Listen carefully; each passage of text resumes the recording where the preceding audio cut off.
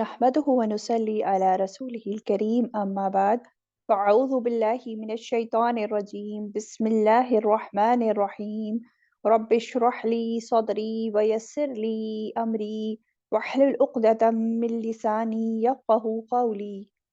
अस्सलाम वालेकुम व रहमतुल्लाहि व बरकातुहू। आगे कंटिन्यू करते हैं आयत 152 से। वला तक़रबू मालल यतीमी इल्ला बिल्लती हिय अहसन। वला तक़रबू और ना तुम करीब जाओ माल अल यतीमी माल यतीम के इल्ला मगर बिल्लती साथ उस तरीके के जो या अहसनु वो जो अच्छा है। हत्ता यहाँ तक के या बुलुगा अशुद्धा यहाँ तक के वो पहुंच जाए अपनी जवानी को। व औफुल कैला और पूरा करो नाप वल मीज़ाना और तोल को बिलकिस्त साथ इंसाफ के। ला नुकल्लिफु नफ्सन इल्ला वुसअहा नहीं हम तकलीफ देते किसी नफ्स को मगर उसकी वुसअत के मुताबिक। वइज़ा कुल्तुम और जब बात करो तुम फ़ादिलू तो अदल करो। वलौ काना ज़ा कुर्बा और अगरचे हो वो करीबी रिश्तेदार। व बिअहदिल्लाहि औफू और अहद को अल्लाह के पूरा करो। ज़ालिकुम ये वो है वस्साकुम उसने ताकीद की है तुम्हें बिही जिसकी लअल्लकुम ताकि तुम तज़क्करून तुम नसीहत पकड़ो। अब देखते हैं कि इसमें क्या क्या हुक्म है, क्या क्या चीज़ें हराम ठहराई हैं। अब ये सब वसीयतें चल रही हैं, अल्लाह ताला जो ताकीदी हुक्म दे रहे हैं, ठीक है। तो अब छठी वसीयत क्या बताई, वला तक़रबू मालल यतीमी इल्ला बिल्लती ही अहसन और तुम माल यतीम के करीब भी ना जाओ मगर उस तरीके से जो अच्छा है। इसके बारे में हम डिटेल में पढ़ चुके हैं सूरह निसा में ऑलरेडी, है ना। लेकिन सूरह निसा मदनी सूरह थी और मदनी सूरह देखें बाद में हिजरत के बाद नाजिल हुई थी। और ये जो हम सूरह पढ़ रहे हैं ये है सूरह अल अनाम, ये मक्की सूरत है। तो इब्तिदाई अहकाम ही अल्लाह ताला ने यहाँ मक्का में ही बता दिया था, यहीं पे मोहतात कर दिया गया कि यतीम के माल के करीब भी नहीं जाओ। पहले से ही खबरदार कर दिया गया, या मक्की दौर में ही अल्लाह ताला ने लोगों को, और बाद में फिर उसके डिटेल में बातें आई थी। तो यतीम कौन होता है पहले तो ये मालूम होना चाहिए। यतीम उन बच्चों को कहते हैं जिनके बाप फौत हो जाए और वो बच्चे अभी बलुगत की उम्र को ना पहुंचे हों, ठीक है। तो यतीम के माल के करीब भी ना फटको बिल्कुल करीब भी नहीं जाना है। हाँ, कि नाजायज़ जो है खुद पर उनका माल खर्च कर लो, नाजायज़ जो है उनके माल को तुम ज़ाया करने लगो या खुद हड़प कर लो, ये सब नहीं करना है। हाँ, मगर उस तरीके से जो वो अच्छा है, इल्ला बिल्लती ही अहसन, ये तुम कर सकते हो। ये अच्छा तरीका कौन-सा होता है? यानी कि उनके माल को बढ़ाने के लिए, उनके माल को बिज़नेस में सही तरीके से लगा सकते हो। फिर उनकी तालीम-तरबियत में वो माल खर्च कर सकते हो या दीगर उनके फ़ायदे के कामों में उनके माल को इस्तेमाल किया जा सकता है। ठीक है? फिर जो यतीम के वाली या ज़िम्मेदार या वारिस जो होते हैं, वो यतीम के माल की उनको ऐसे ही हिफ़ाज़त करनी चाहिए जैसे कि वो अपने माल की हिफ़ाज़त करता है, जब तक कि वो बच्चे बड़े ना हो जाएँ। तिजारत में भी सही जगह लगाए, है ना? और दूसरे भी फ़ायदों के कामों में लगाए। लेकिन अगर देखें ना वाली कभी-कभी वारिस खुद मोहताज होता है, गरीब होता है, तो उस केस में अल्लाह ताला ने उसको इजाज़त दे दी है कि वो मारूफ़ तरीके से कुछ ले सकता है मुआवज़े के तौर पर बस। हाँ, लेकिन अगर अमीर है तो फिर कुछ ना ले। और फिर ये भी बात है कि यतीम के माल को अपने ख़राब माल से एक्सचेंज नहीं करना है, ये भी बात ध्यान रहे। ये सब हम पढ़ चुके हैं वैसे सूरह निसा में पहले, है ना? फिर आगे फरमाया यहाँ तक कि वो अपनी जवानी को पहुँच जाए। हत्ता यबलुगा अशुद्दा अब जब वो अपनी जवानी को पहुँच जाए, तो उनके माल क्या करेंगे? उनके हवाले कर दो। जब यतीम बच्चे जवान हो जाएँ और अपनी ज़िम्मेदारी खुद उठाने के लायक हो जाएँ और ज़िम्मेदारी उठाने के लायक कैसे? यानी कि वो बड़े किस तरह? जिस्मानी तौर पर भी बड़े हो जाएँ और अकल भी मैच्योर हो जाए उनकी, ताकि वो अपनी ज़िम्मेदारियाँ खुद उठा सकें। तब जो है उनका माल उनके हवाले कर दो। ठीक है? तो यतीमों की खैर-ख्वाही उसके वालियों पर, उसके वारिसों पर फ़र्ज़ है। अगर नहीं करेंगे यतीमों की खैर-ख़्वाही तो ये क्या है? अल्लाह ताला की बहुत बड़ी नाफ़रमानी, गुनाह का काम, ये सब हराम में आ जाता है। तो एक बात यहाँ ये हुक्म दे दिया गया कि और ना तुम करीब जाओ माल यतीम के मगर साथ उस तरीके के जो अच्छा हो। ठीक, अब अगला देखिए क्या बात बताई जा रही है। व औफुल कैला वल मीज़ान बिल-क़िस्त और पूरा करो नाप और तोल को साथ इंसाफ के। यानी कि लेन-देन में भी कमी नहीं होनी चाहिए किसी भी तरह की। तिजारत, लेन-देन करो तो पूरा-पूरा इंसाफ के साथ करो। अब देखिए किसी भी माशरे में बहुत बुरे किरदार के लोग वो होते हैं जब کسی سے کوئی چیز لیتے ہیں تو پوری پوری لیتے ہیں، اپنا حق تو پورا پورا لینا چاہتے ہیں، لیکن جب کسی کو کچھ دیں تو کم کر کے دیں۔ تو ایسے لوگوں کے لیے پھر ہلاکت کی خبر بھی سنائی گئی، جیسے کہ سورہ مطففین میں آتا ہے نا، کیا آتا ہے؟ وَيْلٌ لِّلْمُطَفِّفِينَ الَّذِينَ إِذَا اكْتَالُوا عَلَى النَّاسِ يَسْتَوْفُونَ وَإِذَا كَالُوهُمْ أَو وَّزَنُوهُمْ يُخْسِرُونَ۔ کیا ہے اس میں؟ ہلاکت ہے ناپ تول میں کمی کرنے والوں کے لیے۔ وہ لوگ جب وہ ناپ کر لیتے ہیں تو لوگوں سے وہ پورا پورا لیتے ہیں، اور جب وہ ناپ کر یا تول کر دیتے ہیں انہیں تو وہ کم کر دیتے ہیں۔ تو ایسے لوگوں کے لیے کیا ہے؟ ہلاکت ہے بھائی لوگ۔ تو دیکھیں ناپ تول جو ہوتا ہے نا ایک امانت ہوتی ہے، اور جو قوم اس میں کمی کرتی ہیں تو وہ اللہ تعالیٰ کی ناراضگی مول لیتی ہیں۔ اور دیکھیں پچھلی قوموں میں سے بھی کئی قوم ایسی تھی جس کو جو ہے ناپ تول کی کمی کرنے کی وجہ سے ان کو سزا دی گئی، ان پر عذاب آ گیا، ہلاک کر دیا گیا۔ تو کسی بھی مسلمان کی کوئی بھی چیز ناحق لینا یہ بہت بڑا گناہ ہوتا ہے۔ کسی کی بھی کوئی چیز ناحق نہیں لینی چاہیے اس کی اجازت کے بغیر۔ رسول اللہ صلی اللہ علیہ وسلم نے فرمایا، جس نے کسی مسلمان کا ناحق ایک لقمہ بھی کھایا تو اللہ تعالیٰ اسے اتنا ہی لقمہ جہنم کا کھلائے گا، اور اگر کسی نے کسی مسلمان کا کپڑا ناحق پہنا تو اللہ تعالیٰ اسی کے باقدر جہنم کا کپڑا پہنائیں گے اس انسان کو۔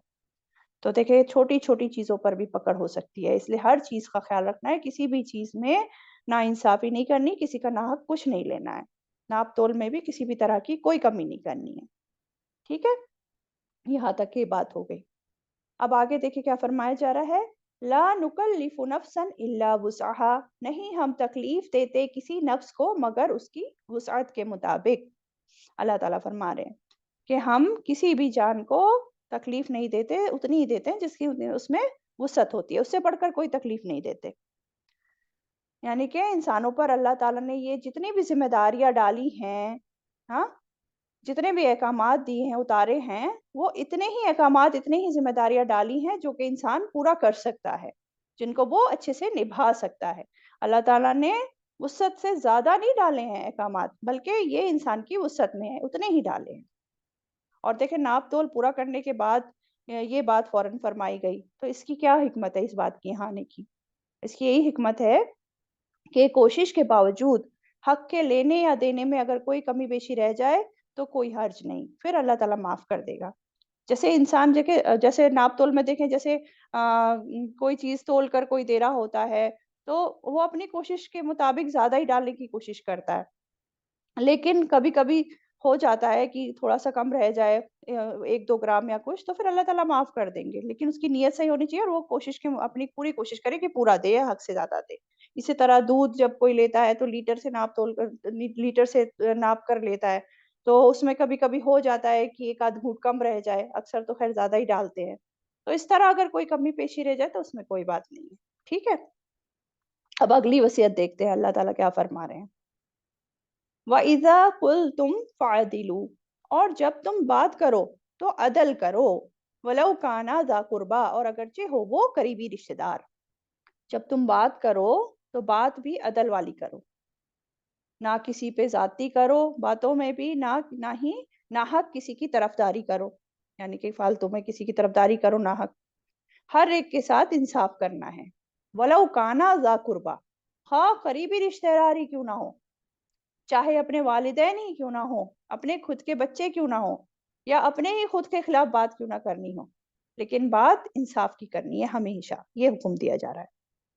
کیونکہ دیکھیں نا عموماً کیا ہوتا ہے، انسان کا کیا رویہ ہوتا ہے، جب اپنوں کی بات ہوتی ہے تو پھر ان کی غلط کا بات کو بھی ہم لوگ صحیح بتا رہے ہوتے ہیں اور ان کا ساتھ دے رہے ہوتے ہیں، اور دوسرے جو بالکل درست بات بھی کہہ رہے ہوتے ہیں تو کیا ہوتا ہے، ہم اس کو غلط کہہ دیتے ہیں، اس کی جو صحیح بات ہوتی ہے اس کی تصدیق نہیں کرتے۔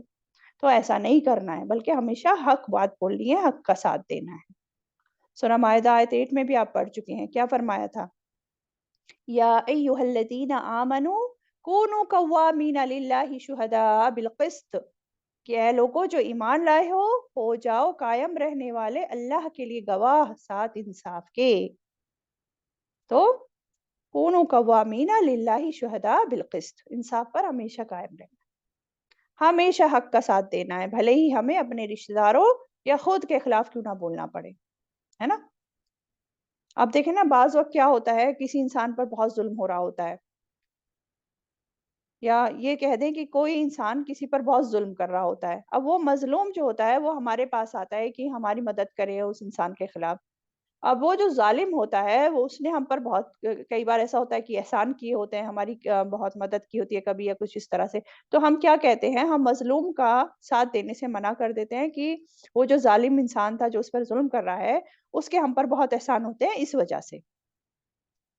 تو ایسا کرنا جو ہے درست نہیں ہے، حق کا ساتھ دینا چاہیے، انصاف کی بات کرنی چاہیے، کیونکہ دیکھیں نا انصاف کے کرنے والوں کے بارے میں کیا بات آئی ہے جو حدیث کا مفہوم ہمیں ملتا ہے، انصاف کرنے والے قیامت کے دن اللہ کے عرش کے سائے تلے ہوں گے۔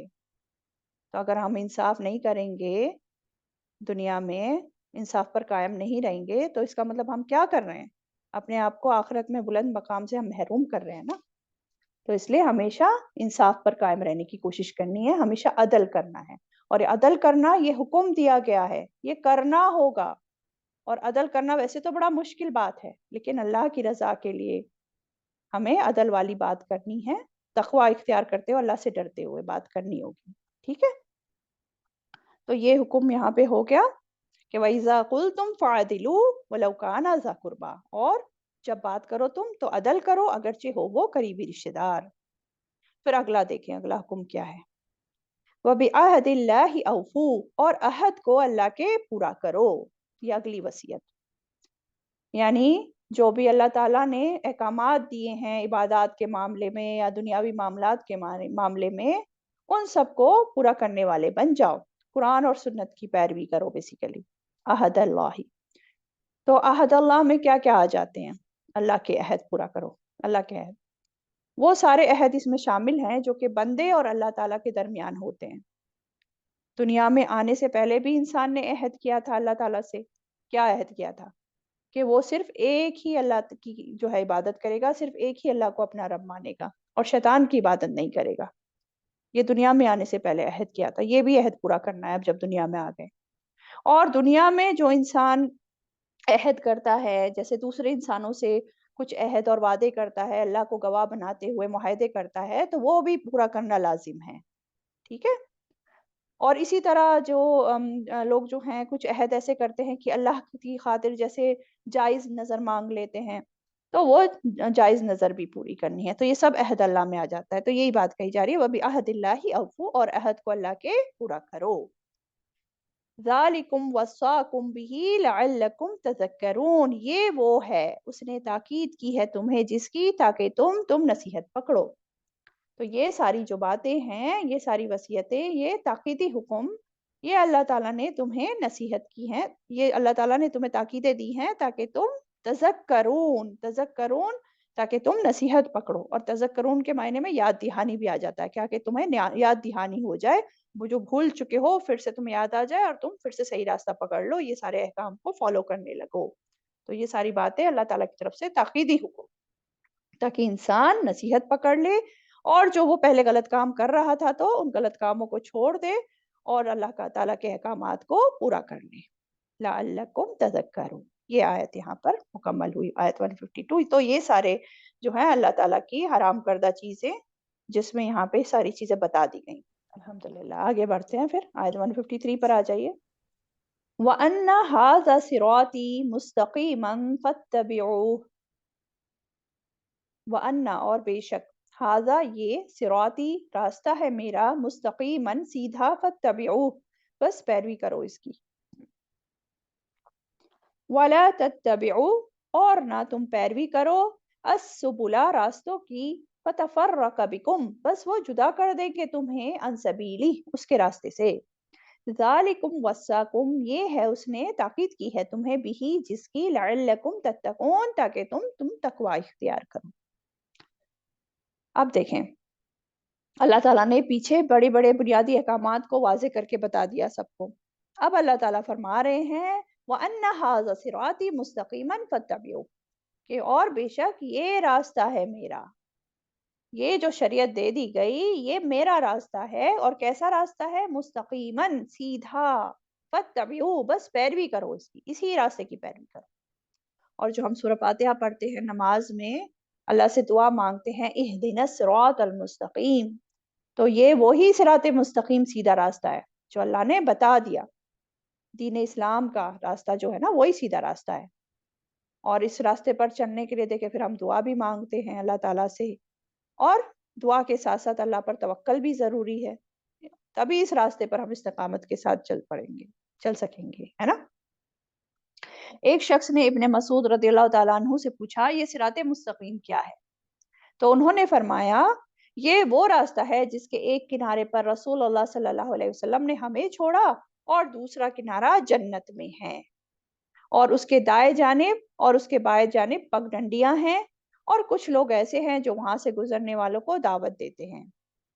جس نے ان پگڈنڈیوں کو اختیار کر لیا تو اسے وہ جہنم میں لے جائیں گی, اور جو صراط مستقیم پر چلتا رہے وہ اسے جنت میں پہنچا دے گا. پھر حضرت مسعود رضی اللہ تعالیٰ عنہ نے اسی موقع پر جو ہے اسی آیت کی تلاوت کی کہ ہاں وَأَنَّ هَذَا صِرَاطِي مُسْتَقِيمًا فَاتَّبِعُوهُ. ٹھیک, آگے کیا فرمایا؟ وَلَا تَتَّبِعُوا السُّبُلَ, اور نہ تم پیروی کرو راستوں کی, فَتَفَرَّقَ بِكُمْ عَنْ سَبِيلِهِ, بس وہ جدا کر دیں گے تمہیں اس کے راستے سے. یعنی کہ صرف جو راستہ اللہ تعالیٰ نے بتایا ہے صرف اسی پر چلو, اس سے ہٹ کر ادھر ادھر دوسرے راستوں کی طرف مت چلے جاؤ, ورنہ کیا ہوگا, ورنہ وہ تمہیں جدا کر دیں گے اس کے راستے سے, اللہ تعالیٰ کے راستے سے. ورنہ وہ راستے پہ چلے گئے تو تمہیں اللہ تعالیٰ کے سیدھے راستے سے الگ ہٹا دیں گے. یہ جو بات آ رہی نا یہ السبلا, راستوں کی, سبل, تو اللہ تعالیٰ کا راستہ تو بس ایک ہی سیدھا راستہ ہے, سبیل ہے, ایک راستہ ہے. اور یہ جو سبل ہیں دوسرے راستے, یہ کون سے راستے ہیں؟ جو بھٹکانے والے راستے ہیں, یہ ہیں خواہشات کے راستے, بدعات کے راستے, شرک کے راستے, کفر کے راستے. تو ان راستوں کی طرف نہیں جانا ہے. اب اس کی وضاحت میں آپ صلی اللہ علیہ وسلم کی ایک حدیث ہمیں اس کا مفہوم میں بتاتی ہوں. ایک بار آپ صلی اللہ علیہ وسلم نے ایک لکیر کھینچی زمین پر اور فرمایا کہ یہ اللہ کا سیدھا راستہ ہے. پھر اس کے دائیں بائیں جو ہیں کچھ لکیریں اور کھینچی اور فرمایا یہ دوسرے مختلف راستے ہیں. فرمایا ہر راستے کے اوپر شیطان بیٹھا ہے جو ان راستوں کی طرف بلا رہا ہے. یہ جو سبل ہے نا, جو دوسرے راستے ہیں جو مین راستے سے ہٹ کر ہے. اور پھر آپ نے اسی آیت کی تلاوت فرمائی. تو اللہ تعالیٰ کا راستہ تو ایک ہی راستہ ہے جو سیدھا ہے, صراط مستقیم ہے. اس سے ہٹ کر جو ہیں وہ سب پھر کیا ہیں؟ سبل ہیں, جو کہ شیطان کے راستے ہیں. اس کی وضاحت ایک اور حدیث سے بھی ہمیں معلوم پڑتی ہے, جو کہ حضرت نواز بن سمعان کی روایت ہے کہ آپ رسول اللہ صلی اللہ علیہ وسلم نے فرمایا, کیا فرمایا کہ اللہ تعالیٰ نے صراط مستقیم کی مثال اس طرح بیان کی ہے جیسے راستے کے دونوں طرف دو دیواریں ہوں اور ان دونوں دیواروں میں کھلے ہوئے دروازے ہوں اور دروازوں پر لٹکتے ہوئے پردے ہوں. راستے کے دروازوں پر ایک دعوت دینے والا یہ دعوت دے رہا ہے کہ اے لوگوں آؤ اور سب کے سب صراط مستقیم میں داخل ہو جاؤ اور الگ الگ راستے اختیار نہ کرو. اور ایک دعوت دینے والا راستے کے درمیان سے بھی دعوت دیتا ہے. جب کوئی انسان ان میں سے کسی دروازے کو کھولنے کا ارادہ کرتا ہے تو وہ کہتا ہے ہائے تجھ پر افسوس, اسے نہ کھولو کیونکہ اگر تم نے اسے کھولا تو اس میں داخل ہو جاؤ گے. پھر آپ صلی اللہ علیہ وسلم نے اس مثال کی وضاحت کرتے ہوئے فرمایا, کیا وضاحت کی آپ صلی اللہ علیہ وسلم نے, کہ دو دیواروں سے مراد اللہ تعالیٰ کی مقرر کردہ حدود ہیں. کھلے ہوئے دروازوں سے مراد وہ امور ہیں جنہیں اللہ تعالیٰ نے حرام قرار دیا ہے. اور راستے کے کناروں پر دائی سے مراد کتاب اللہ ہے, اور راستے کے اوپر جو دعوت دینے والا ہے اس سے مراد وہ وائز ہے جو ہر مسلمان کے دل میں ہوتا ہے. اور یہ روایت ترمذی اور نسائی کی ہے. ٹھیک ہے, تو یہ ہمیں وضاحت ہو گئی صراط مستقیم کی اور اس سے الگ مختلف راستوں کی. تو اب اس میں دیکھیں نا کیا بتایا جا رہا ہے کہ بس پیروی کرو اس کی, جو سیدھا راستہ ہے جو اللہ تعالیٰ کا راستہ ہے اس کی, اور نہ تم پیروی کرو راستوں کی, بس وہ جدا کر دیں گے تمہیں اس کے راستے سے. ٹھیک ہے, تو یہ اگر تم نے دوسرے راستے اپنائے تو وہ تم کو مین راستے سے, سیدھے راستے سے ہٹا دیں گے. اور آپ صلی اللہ علیہ وسلم نے فرمایا, صحابہ کو مخاطب کرتے ہوئے آپ صلی اللہ علیہ وسلم نے ایک بار فرمایا تھا کہ تم میں سے جو لوگ بھی لمبی زندگی پائیں گے تو بہت بڑے اختلافات دیکھیں گے, یعنی کہ دین میں اختلافات دیکھیں گے. اور انہیں اختلافات کی پھر بات کرتے ہوئے رسول اللہ صلی اللہ علیہ وسلم نے فرمایا کہ میری امت کے 73 فرقے ہوں گے. 73 میری امت کے, سوچے جو اللہ رسول کو ماننے کا دعویٰ کرتے ہیں نا, جو مسلمان ہیں, اس کی بات ہو رہی ہے کہ میری امت کے 73 فرقے ہوں گے. اور ان 73 میں سے سبھی جہنمی ہوں گے سوائے ایک کے۔ وہ ایک کون سا؟ وہ جو میرے اور صحابہ کے راستے پر ہیں، سوائے اس کے باقی سب 72 فرقے جہنم۔ اور سوچے یہ مسلمان ہیں جو اپنے آپ کو مسلمان کہتے ہیں، اللہ آپ صلی اللہ علیہ وسلم کی امت کہلاتے ہیں، ان میں سے جو ہیں 72 جہنمی اور ایک جنت میں، جو کہ کون ہے جنت والا؟ جو آپ صلی اللہ علیہ وسلم اور صحابہ کے راستے پر ہے، صرف وہ۔ تو کیا بات سمجھ آئی؟ یعنی مسلمان بھی طرح طرح کی گمراہیوں میں جو ہے پڑھ کر فرقوں میں بٹ جائیں گے، اور ان گمراہیوں سے پھر کیسے بچا جا سکتا ہے؟ تو آپ صلی اللہ علیہ وسلم نے فرمایا کہ میری سنتوں کو مضبوطی سے تھام لینا، اور میرے بعد خلفائے راشدین کی جو سنت ہے، جو ہدایت یافتہ لوگ تھے، ان کے طریقوں کو اپنانا، ان کے طریقوں کو مضبوطی سے تھام لو اور اپنی ڈاڑیں جما دو۔ ڈاڑیں جما دو، سمجھ رہے ہیں؟ ڈاڑ سے جیسے مضبوطی، ڈاڑ کس لیے مضبوطی سے پکڑ لیتی نا کسی چیز کو، تو ڈاڑیں جما دو۔ تو یہ طریقہ ہے کہ انسان گمراہیوں میں نہیں پڑے گا۔ تو کیا پتا چلا؟ قرآن اور سنت پر عمل پیرا ہو کر ہی انسان بچ سکتا ہے ان گمراہیوں سے، ان شیطان کی راستوں کی طرف جانے سے۔ تو اس کے لیے کیا کرنا ہوگا؟ پھر علم لینا ہوگا سب سے پہلے قرآن اور سنت کا، اور اس پر عمل پیرا ہونا ہوگا۔ آج جو اتنے فرقے مسلمانوں میں اختلافات نظر آ رہے ہیں نا، تو ہمیں دیکھنا ہے نا کہ کیسے یہ اختلافات سے بچا جائے۔ تو کیسے بچا جائے گا؟ دیکھنا ہے نا کہ حق کیا ہے، کیسے پتا چلے کہ کون سا فرقہ صحیح ہے؟ تو اس کو پتا کرنے کے لیے ہمیں حق کی طرف جانا ہوگا، حق کی تلاش کرنی ہوگی، صحیح کیا ہے وہ دیکھنا ہوگا۔ تو اللہ تعالیٰ کے قرآن کو پڑھنا ہوگا، قرآن کو پڑھنا، اس کو سمجھنا پڑے گا، رسول اللہ صلی اللہ علیہ وسلم کی سنتوں کو، حدیثوں کو جاننا پڑے گا، اور صحابہ اکرام کے منہج کو جاننے کی کوشش کرنی ہوگی کہ وہ کس طرح آپ صلی اللہ علیہ وسلم کے بتائے راستے پر چلتے رہے اپنی زندگی بھر۔ تبھی ہمیں پتا چلے گا کہ کون سا صحیح راستہ ہے اور کون سا صراط مستقیم پر چلانے والا راستہ ہے، جس کے بارے میں اللہ تعالیٰ نے فرمایا وَأَنَّ هَذَا صِرَاطِي مُسْتَقِيمًا فَاتَّبِعُوهُ، کہ بے شک یہی میرا سیدھا راستہ ہے، بس چلو اس پر اور اسی کی پیروی کرو۔ ٹھیک ہے؟ اور کیا فرمایا؟ اور نہ تم پیروی کرو مختلف راستوں کی، بس وہ تمہیں جدا کر دیں گے اس کے راستے سے۔ اگر مختلف راستوں پہ چلے تو وہ تمہیں میرے راستے سے بھٹکا کر دوسرے راستے پر الگ کر دیں گے۔ اب دیکھیں نا شیطان کیا کام کرتا ہے۔ شیطان سب سے پہلے تو لوگوں کو اسلام کی طرف آنے ہی نہیں دیتا ہے، ان کو جو ہے ان کے باطل دین کو خوبصورت بنا کر پیش کرتا ہے، ہاں بھائی جو تم کر رہے ہو، جو دین تم فالو کر رہے ہو بالکل ٹھیک کر رہے ہو۔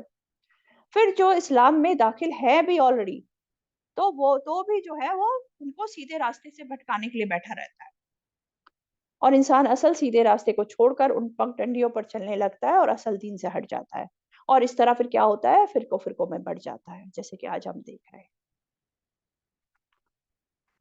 تو اس سے بچنے کا راستہ بھی اب ہمیں پتہ چل گیا ہے۔ ٹھیک ہے؟ تو آگے کیا فرمایا؟ ذالکم وصاکم بہ لعلکم تتقون، یہ ہے اس نے تاکید کی ہے تمہیں جس کی، تاکہ تم تقوی اختیار کرو۔ یہ ہے وہ باتیں جو اللہ تعالیٰ نے تاکید کی ہے تم کو، تاکہ تم تقوی اختیار کرو۔ تاکہ تم تقوی اختیار کرو یعنی کہ تاکہ تم بچ جاؤ۔ کس سے بچ جاؤ؟ جہنم سے بچ جاؤ، کفر اور شرک سے بچ جاؤ، ان سب نافرمانیاں، ان سب حرام باتوں سے بچ جاؤ، اور تاکہ تم اپنی کامیابی کی منزل جنت تک پہنچ جاؤ۔ لعلکم تتقون۔ اس آیت سے دیکھیں ہمیں کیا پتہ چلتا ہے، یہ بھی دیکھ لیں۔ اس آیت سے ہمیں یہ سب پتہ چل رہا ہے کہ اللہ تعالیٰ نے صراط مستقیم کو بالکل واضح کر دیا، اب ضرورت ہے اسے جاننے اور اس پر عمل پیرا ہونے کی، اور اس پر استقامت کے ساتھ زندگی بھر چلنے کی۔ ٹھیک ہے؟ دوسری امپورٹنٹ بات کیا پتہ چلی؟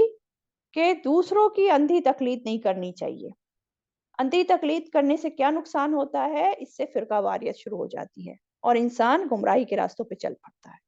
تو اندھی تقلید نہیں کرنی ہے، حق کو تلاش کرنا ہے، حق کی نالج لینی ہے اور اس کو فالو کرنا ہے، اللہ تعالیٰ کی بھیجی شریعت کو فالو کرنا ہے، تاکہ آخرت میں پھر جہنم سے انسان بچ سکے۔ یہ ساری باتیں ہمیں پتہ چلی۔ ٹھیک، آگے بڑھتے ہیں، آیت 154 پر آ جائیں۔ ثم آتینا موسیٰ الکتاب تماما علی الذی احسنا، ثم آتینا پھر دی ہم نے موسیٰ الکتابہ، موسیٰ کو، موسیٰ علیہ السلام کو کتاب، تماماً پوری کرنے کے لیے، علی الذی احسنا اس پر جس نے نیکی کی، وتفصیلاً اور کھول کر بیان کرنے کے لیے، لکل شیء ہر چیز کو، وہدن اور ہدایت، ورحمتاً اور رحمت ہے، लअल्लहुम, ताकि वो बिलिकाई रब्बिहिम, मुलाकात पर अपने रब की, युमिनून, वो ईमान लाएं। क्या फरमाया जा रहा है?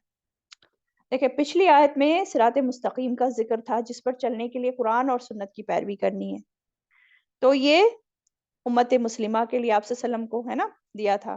तो जिस तरह कुरान और सुन्नत का रास्ता उम्मत मुस्लिमा को आप सल्लम के जरिए बताया गया, इसी तरह मूसा अलैहिस्सलाम को किताब दी अल्लाह ताला ने, तौरात दी। कौन सी किताब? तौरात दी। सुम्मा आतईना मूसल किताबा, फिर दी हमने मूसा को किताब। तो देखें, ये कुरान मजीद में हम देखते हैं, जहाँ कुरान मजीद की बात आती है, वहाँ फिर मूसा अलैहिस्सलाम की तौरात की भी अक्सर बात आ जाती है। तो यही यहाँ पे हम देख रहे हैं कि अभी कुरान की बात हुई, अब तौरात की बात हो रही है कि फिर दी हमने मूसा को किताब। तो मूसा अलैहिस्सलाम को भी किताब दी गई। कौन सी किताब? अल्लाह ताला ने उनको भी तौरात दी। और किस लिए दी? तमामन, पूरी करने के लिए। क्या पूरी करने के लिए? नेमत पूरी करने के लिए। ठीक है, उन पर नेमत को मुकम्मल करने के लिए ये बात हो रही है। और फिर आगे उसके मकासिद बताएं। क्या क्या मकासिद बताएं? पहला तो यही मकासिद है तौरात को नाजिल करने का, तमामन, पूरी करने के लिए नेमत। किस पर? अलल्लज़ी अहसना, उस पर जिसने नेकी की। नेमत पूरी करने के लिए उस पर जिसने नेकी की, यानी कि जो नेकी करता है उस पर अपनी नेमत पूरी करने के लिए। देखें, दुनिया में इंसानों को कितनी नेमतें मिली हुई हैं, काउंटलेस नेमतें हैं, लेकिन वो नेमतें मुकम्मल नहीं होती, वो नेमतें पूरी नहीं होती जब तक कि असल नेमत ना मिल जाए इंसान को। और असल नेमत क्या है? वो है वही का इल्म, अल्लाह की किताब का इल्म, अल्लाह की तरफ से रहनुमाई का मिल जाना, हिदायत के रास्ते वाज़े हो जाना, गुमराही के रास्तों की निशानदेही हो जाना, ताकि इंसान इन गुमराहियों से बचकर अल्लाह के हिदायत के रास्तों पर चल पड़े और नेमतों भरी जन्नत को पा सके। तो असल नेमत ये है, मेन नेमत। और तमाम नेमतों का मुकम्मल होना तभी है जब ये नेमत इंसान को हासिल हो जाती है, वरना तो नेमतें अधूरी की अधूरी। ठीक है, तो अल्लाह ताला ने इन पर भी तौरात उतारी, किताब उतारी नेमतों को पूरी करने के लिए। उन पर किसके लिए? जो नेकी करे। जो नेकी करता है। तो ये नेमत किसके लिए खास? अब ये बात पता चली ना, अल्लज़ी अहसना, वो जो नेकी करे, जो हिदायत पाना चाहे, जो नेकी करने वाला इंसान है। और नेकी भी कौन सी नेकी? जो अल्लाह ताला के लिए खालिस नेकी होती है, जो बेहतरीन तरीके से की जाए, उसके लिए ये नेमत है। और फर्दर सिफात बताई जा रही है आगे तौरात की। और क्या सिफात है? व तफसीलन, और खोल कर बयान करने के लिए हर चीज को, लिकुल्ली शै, हर चीज को। यानी कि तौरात हर चीज की तफसील बयान करने वाली थी। उसमें तफसीली अहकामात बयान किए थे तौरात में भी, ताकि बंदों की सही सही रहनुमाई हो जाए। और क्या थी तौरात? वहुदन व रहमा, और हिदायत और रहमत। असल तौरात जो थी, जिसमें बदलाव नहीं हुआ था, वो लोगों के लिए हिदायत का सर चश्मा थी। और उसमें क्या था? रहमतें थी, रहमा भी थी, और उसमें रहमतें थी, दुनिया के लिहाज से भी रहमतें और आखिरत के लिहाज से भी रहमतें।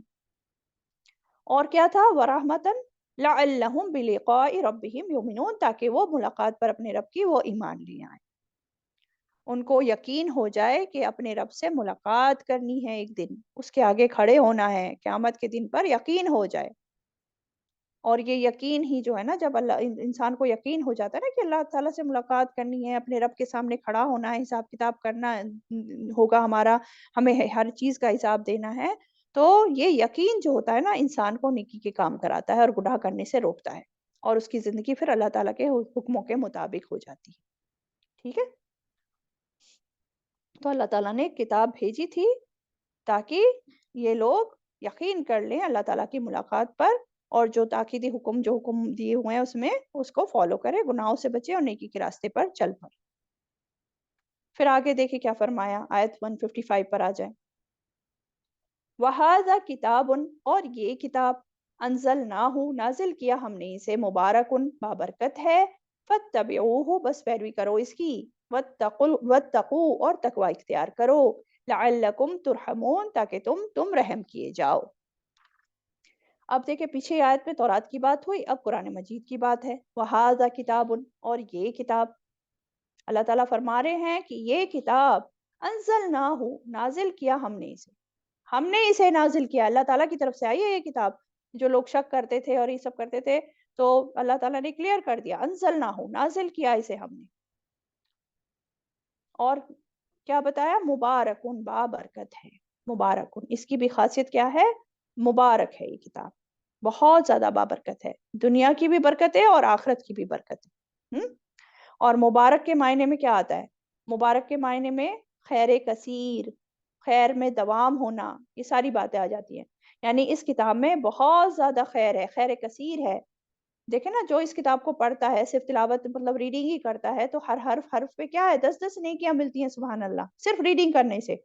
फिर सोचें, जो इसमें गौर-व-फ़िक्र करेगा, इस पे तदब्बुर करेगा, इसके मुताबिक अपनी ज़िंदगी को कर लेगा, तो उसको कितना ज़्यादा अजर जो है बढ़ता चला जाएगा। तो बाबरकत है ये किताब।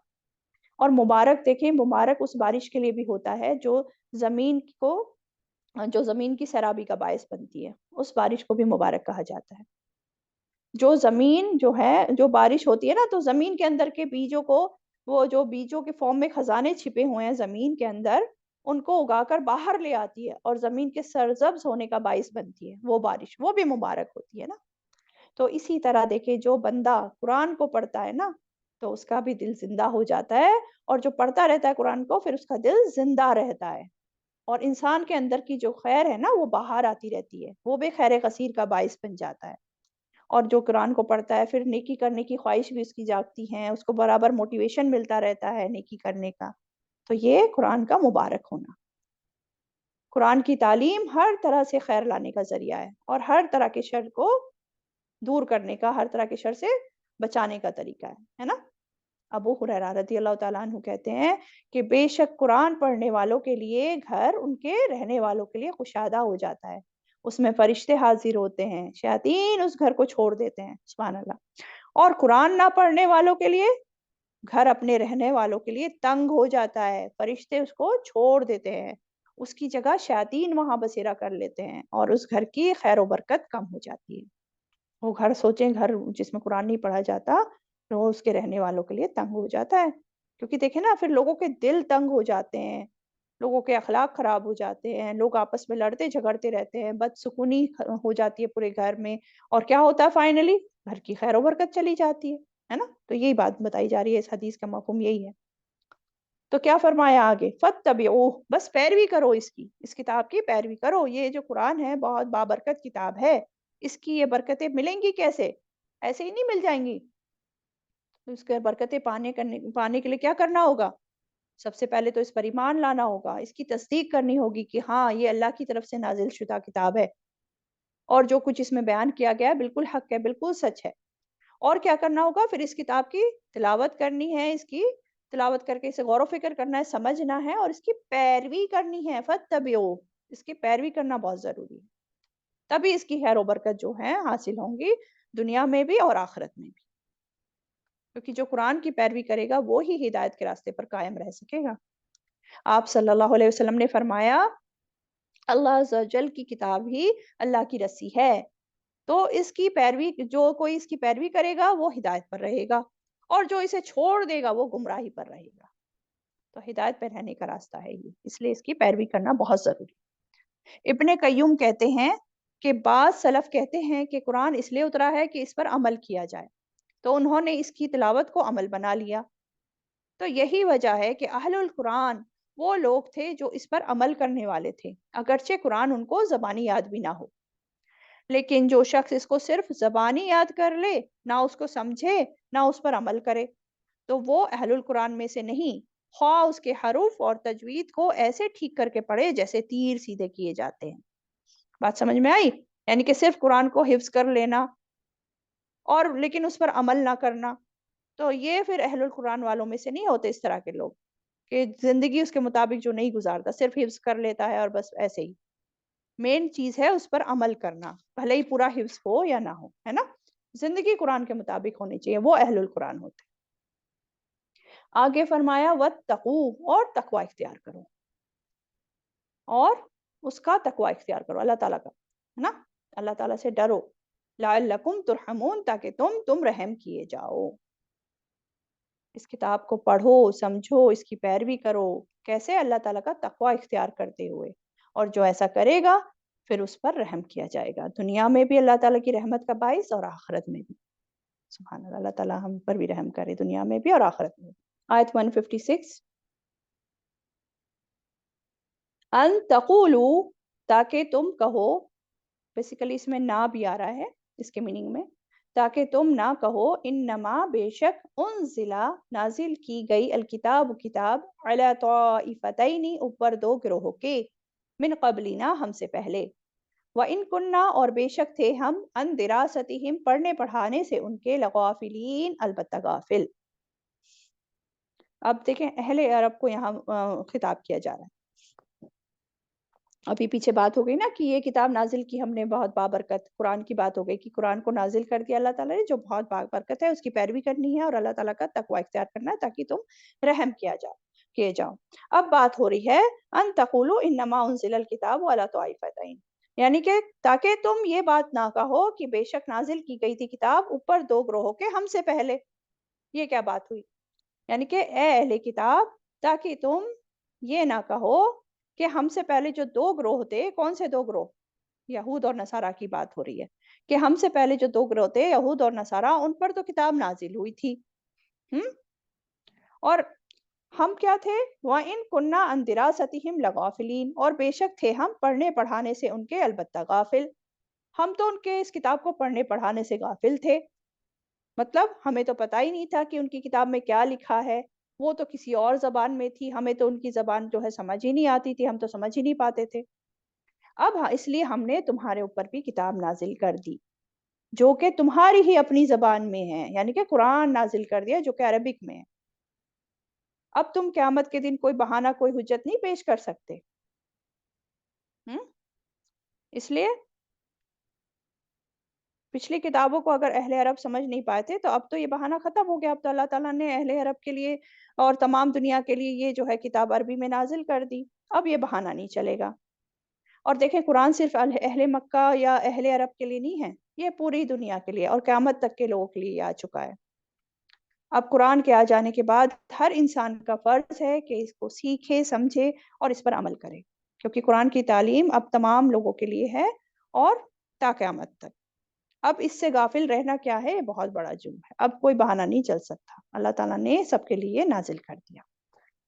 ٹھیک ہے، اسی طرح آگے کیا بات ہو رہی ہے؟ اگلی آیت دیکھیں، آیت 157، او تقولو یا تم کہو، لو انا انزل علینا الکتاب اگر بے شک ہم نازل کی جاتی ہم پر کتاب، لکنہ البتہ ہوتے ہم، اہدا منہم زیادہ ہدایت یافتہ ان سے، فقط جاءکم بس تحقیق آ گئی تمہارے پاس، بینۃ کھلی دلیل، من ربکم تمہارے رب کی طرف سے، وہدی ورحمہ اور ہدایت اور رحمت، فمن اظلم تو کون بڑا ظالم ہے، ممن اس سے جو کذبا جھٹلائے، بآیات اللہ اللہ کی آیات کو، وصدف عنہا اور وہ اعراض کرے ان سے، سنجزی الذین یصدفون ان قریب ہم بدلہ دیں گے ان کو جو اعراض کرتے ہیں، ان آیاتنا ہماری آیات سے، سوء العذاب برے عذاب کا، بما کانوا یصدفون باوجہ اس کے جو تھے وہ اعراض کرتے۔ یہ پچھلی آیت کا ہی دیکھیں ایک طرح سے کنٹینیوشن ہے، او تقولو یا تم کہو، اگر بے شک ہم نازل کی جاتی ہم پر کتاب البتہ ہوتے ہم زیادہ ہدایت یافتہ ان سے، یعنی کہ اے اہل کتاب تم پر بھی اب کتاب نازل کر دی ہے تاکہ تم یہ نہ کہو کہ اگر ہم پر کتاب نازل کی جاتی جیسے کہ یہود اور نصارہ پر کی گئی تھی، ہم سے پچھلی قوموں پر کی گئی تھی، تو ہم ان سے زیادہ ہدایت یافتہ ہوتے۔ اب تمہارا یہ بہانہ بھی ختم۔ سورہ فاطر میں بھی اسی طرح کی بات آتی ہے، اس میں سورہ فاطر آیت 42 میں فرمایا، وَأَقْسَمُوا بِاللَّهِ جَهْدَ أَيْمَانِهِمْ لَئِنْ جَاءَهُمْ نَذِيرٌ لَيَكُونَنَّ أَهْدَىٰ مِنْ إِحْدَى الْأُمَمِ، وہ لوگ کیا کہتے تھے، اور انہوں نے اللہ کی قسمیں کھائیں، پکی قسمیں اپنی، کہ البتہ اگر ان کے پاس کوئی ڈرانے والا آیا تو البتہ وہ ضرور زیادہ ہدایت یافتہ ہو جائیں گے، ہر امت میں سے جتنی بھی مطلب اب تک امتیں آئیں ان سے سب سے زیادہ ہدایت یافتہ ہم ہو جائیں گے اگر ہمارے پاس کوئی ڈرانے والا آ گیا تو۔ لیکن کیا ہوا پھر جب ان کے پاس آ گیا کوئی ڈرانے والا، نہ اس نے زیادہ کیا ان کو مگر نفرت میں، یعنی کہ جب آ گیا پیغمبر تو اس کی بات کو ماننے کے بجائے وہ اور زیادہ نفرت اور سرکشی میں بڑھ گئے. ہوا تو یہ الٹا ہی ہوا. تو یہی بات یہاں بتائی جا رہی ہے. یا تم کہو اگر بے شک ہم نازل کی جاتی ہم پر کتاب، ہم البتہ سب سے زیادہ ہدایت یافتہ ہو جاتے ہیں ان سے، پچھلی قوموں سے بھی زیادہ. تو اللہ تعالیٰ کیا فرما رہے ہیں آگے دیکھیں. بس تحقیق آ گئی تمہارے پاس بینہ، فقط جاءکم بینۃ من ربکم وہدی ورحمہ. تمہارے رب نے تمہیں بھی کتاب بھیج دی ہے جس میں کیا ہے؟ بینہ. بینہ کسے کہتے ہیں؟ کھلی دلیل کو کہتے ہیں. یعنی کہ تمہارے پاس بھی بینہ آ گئی جو کہ کھلی دلیل ہے، جس میں واضح احکامات ہیں، حلال حرام سب اللہ تعالیٰ نے واضح کر دیا، صحیح غلط سب سمجھا دیا. اور کیا ہے اس کتاب میں؟ ہدایت اور رحمت بھی ہے. وَہُدًى وَرَحْمَةً، اور ہدایت اور رحمت. تو اس میں ہدایت بھی ہے جو گمراہی سے نکالنے والی ہے تم سب کو، اور زندگی گزارنے کا صحیح طریقے کی رہنمائی کرتی ہے. اور رحمت بھی ہے. رحمت پھر وہی دنیا اور آخرت کی ساری سعادتیں خوشحالیاں اسی کے ذریعے ہیں، ہے نا. تو تمہارے پاس بھی کتاب آ چکی ہے، بینہ آ چکے تمہارے پاس. ہاں، اب تمہارے لیے کوئی بہانہ نہیں بچا. آگے فرمایا فمن اظلم، تو کون بڑا ظالم ہے اس سے جو جھٹلائے اللہ کی آیات کو اور وہ اعراض کرے ان سے.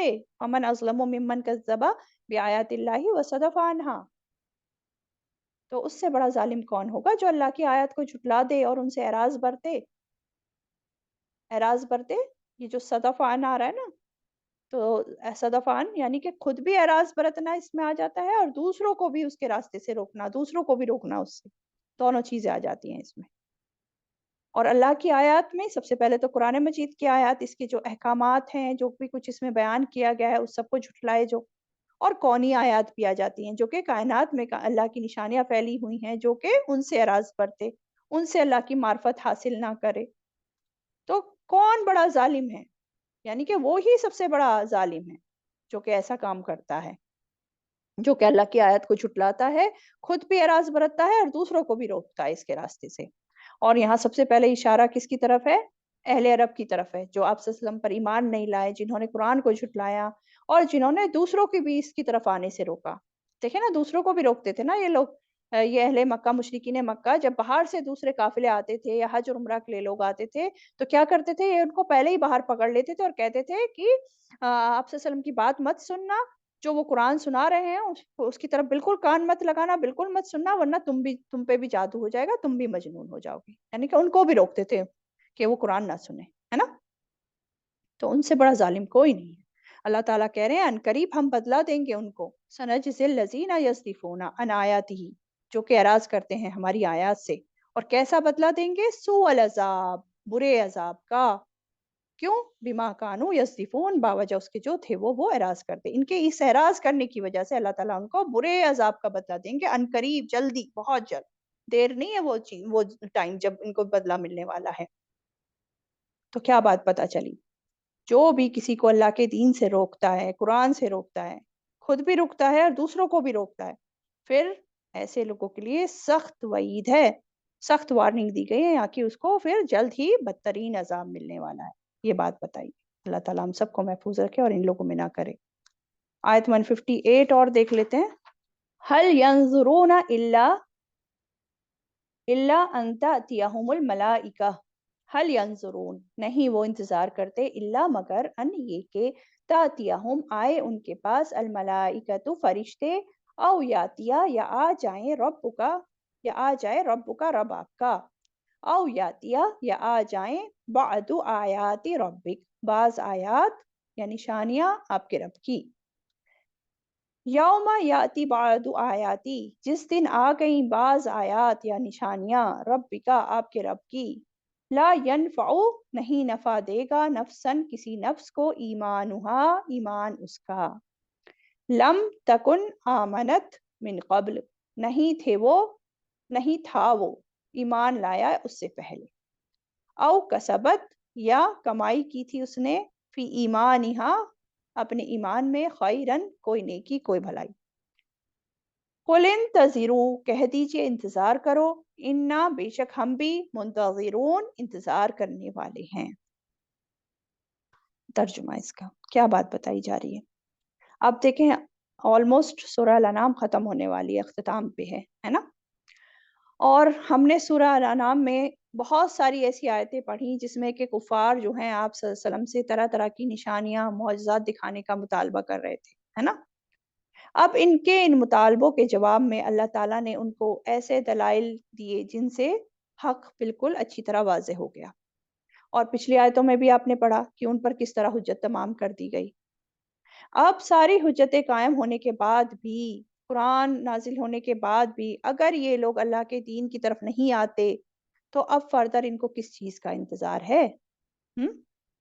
फिर तो बस हल यंज़ुरूना इल्ला अन तातियहुमुल मलाइका, नहीं वो इंतज़ार करते मगर ये कि उनके पास फ़रिश्ते आ जाएँ या रब आपका आ जाए या बाज़ उनकी आपके रब की तरफ की आपके रब की निशानियाँ आ जाएँ।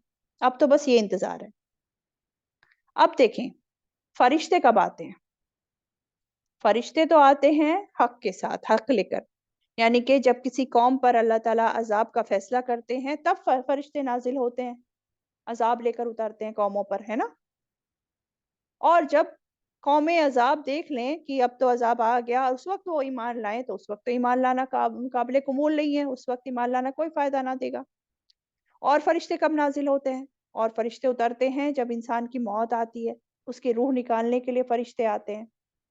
तो जब इंसान की मौत बिल्कुल आ गई और वो नज़ा की हालत में हो गया, फ़रिश्ते देख लिए उसने, तो उस वक़्त भी अगर वो तौबा करे और ईमान लाए, तब भी उसका ईमान लाना कोई फ़ायदा नहीं देगा, है ना? तो जब फ़रिश्ते नाज़िल हो जाएँगे, तो फिर तो मोहलत ख़त्म हो गई। अब तो उसको फ़र्दर मोहलत नहीं दी जाएगी, अब तो उसका ईमान लाना या तौबा करना कोई फ़ायदा नहीं देने वाला है। इसी तरह फ़रिश्ते कब उतरेंगे? क़यामत के रोज़ भी फ़रिश्ते उतरेंगे। और ये जो अल्लाह ताला को सामने देखने का मुतालबा करते हैं, तो अल्लाह ताला भी क़यामत के रोज़ आएँगे और सबका हिसाब-किताब करेंगे। जैसा कि सूरह फ़ज्र में आप लोग पढ़ते हैं ना, वजाअ रब्बुका वल मलकु सफ़्फ़न सफ़्फ़ा। उस दिन आपका रब और फ़रिश्ते भी जो हैं उतर आएँगे ज़मीन पे, जिस दिन हिसाब-किताब कायम होगा क़यामत के रोज़, है ना?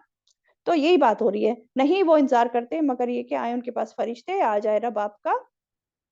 और सूरह बकरा में भी इसी तरह की एक आयत 210 में आपने पढ़ा था। क्या पढ़ा था? हल यंज़ुरूना इल्ला अन यातियहुमुल्लाहु फी ज़ुललिम मिनल गमामी वल मलाइकतु व क़ुदियल अम्र, कि नहीं वो इंतज़ार कर रहे मगर ये कि आ जाए उनके पास अल्लाह बादलों के साइबानों में और फ़रिश्ते, और पूरा कर दिया जाए काम, यानी कि फ़ैसले कर दिए जाएँ हर एक के। ये भी क़यामत के रोज़ की बात है ना? तो अल्लाह ताला का नुज़ूल तो तभी होना है जब अल्लाह सबके फ़ैसले करेगा क़यामत के रोज़। और क़यामत के रोज़ भी ईमान लाना फ़ायदा ना देगा।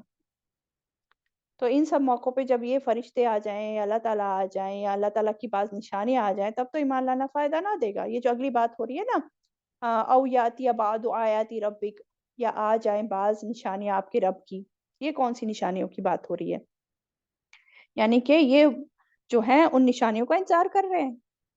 तो ये जो निशानियों की बात हो रही है, ये क़यामत की निशानियों की बात हो रही है। और क़यामत की निशानियाँ आप जानते हैं 2 तरह की निशानियाँ ना, एक तो जो सुगरा वाली हैं, अलामात सुगरा, छोटी निशानियाँ, वो तो बहुत सारी आ गई हैं और आ रही हैं। और अलामात कुबरा, बड़ी निशानियाँ।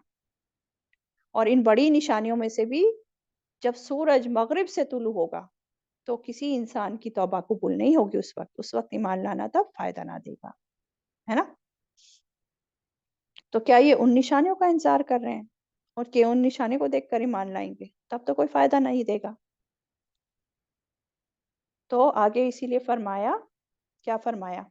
ला यनफ़उ नफ़्सन ईमानुहा, कि ना नफ़ा देगा किसी नफ़्स को ईमान उसका। किसी नफ़्स को तब उसका ईमान नफ़ा नहीं देगा। और लम तकुन आमनत मिन क़ब्ल, नहीं कि था वो ईमान लाया उससे पहले। औ कसबत फ़ी ईमानिहा खैरा, या कमाई की थी उसने अपने ईमान में, कुछ भी कमाई नहीं की थी। अब कोई भी नेकी नहीं की थी। क्या मतलब हुआ इसका? यानी कि सूरज के मग़रिब से तुलू होने पर किसी काफ़िर का ईमान लाना उसको फ़ायदा नहीं देगा, क्योंकि तब तो तौबा के दरवाज़े बंद हो जाएँगे। एक तो ये बात, और दूसरी बात ये कि वो जो इंसान जो ईमान तो लाया हुआ था पहले, लेकिन ईमान सिर्फ़ मतलब कहने का ईमान लाया हुआ था। वैसे क्या कर था, उसकी ज़िंदगी बुराइयों से भरी हुई थी, फ़िस्क-फ़ुजूर के रास्ते पर चल रहा था। तो जब ये बड़ी निशानियाँ ज़ाहिर हो जाएँगी, स्पेशली सूरज का मग़रिब से तुलू होना, तो جو ایمان تو لایا ہوا تھا لیکن فسق و فجور کے راستے پر تھا، اگر وہ اس وقت توبہ کرے اور جو ہے نیکی کا راستہ اپنائے، تب بھی اس کی توبہ قبول نہیں ہوگی اور اس کی نیکی کرنا اس وقت قبول نہیں ہوگا، جو ہے پہلے سے برے راستے پر تھا۔ یہ بات کلیئر ہونی چاہیے کہ اب اس کا توبہ کر کے نیکی کرنا وہ قبول نہیں کیا جائے گا۔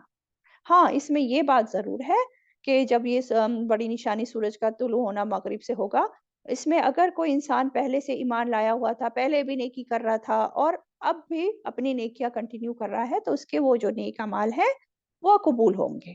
ٹھیک ہے؟ اس میں ایسا نہیں کہ وہ نہیں ہوں گے، وہ تو قبول ہوں گے۔ ٹھیک ہے؟ تو بیسیکلی اب یہ بات ہو گئی کہ یہ سب نشانیاں دیکھنے کے بعد، جان کنی کی حالت میں فرشتوں کو دیکھ لینے کے بعد، ہے نا، اللہ تعالیٰ کا عذاب آ گیا، فرشتے اتر آئے، اس کو دیکھنے کے بعد توبہ کے دروازے بند ہو جاتے ہیں۔ ایمان لانا فائدہ نہیں دیتا کسی نفس کو۔ کیوں؟ کیونکہ اللہ تعالیٰ جو اپنے بندوں سے مطالبہ کرتا ہے وہ ہے ایمان بالغیب۔ تو جب غیب کے پردے ہٹ گئے، آلریڈی حقیقت سامنے آ گئی، تو اب کیا ہے؟ اب توبہ کا دروازہ بند ہو جاتا ہے۔ تو کیا پتہ چلا؟ اصل ایمان وہی ایمان شمار ہوتا ہے جو اللہ تعالیٰ کے یہاں وہ ہے ایمان بالغیب۔ یہی اللہ تعالیٰ ہم سے چاہتے ہیں، کیونکہ سب کچھ ظاہر ہونے کے بعد تو ہر کوئی ایمان لے آئے، ہے نا؟ تو اس لیے آگے فرمایا، آگے کیا بتایا جا رہا ہے؟ قُلِ انتظروا انا منتظرون، کہہ دیجئے انتظار کرو، بے شک ہم بھی انتظار کرنے والے ہیں۔ آپ صلی اللہ علیہ وسلم کو خطاب ہے کہ آپ ان مشرکین سے کہہ دیجئے کہ اگر تم ایمان نہیں لاتے ہو، نہیں مانتے ہو بات، تو پھر انتظار کرو، اور ہم بھی انتظار کرنے والے ہیں تمہارے ساتھ۔ ہم بھی دیکھ رہے ہیں کہ تمہارے جو ان کاموں کا انجام کیا ہوتا ہے، اللہ تعالیٰ تمہارے ساتھ کیا فیصلہ کرتا ہے، اور یہ بہت بڑی دھمکی جو ہے یہاں دی جا رہی ہے ان لوگوں کو۔ ٹھیک ہے؟ وآخر دعوانا ان الحمد للہ رب العالمین۔ یہیں تک دیکھتے ہیں، آج 158 تک ہم نے کیا ہے۔ انشاءاللہ نیکسٹ ویک ہماری سورہ الانعام انشاءاللہ اللہ تعالیٰ کی توفیق سے مکمل ہو جانی چاہیے۔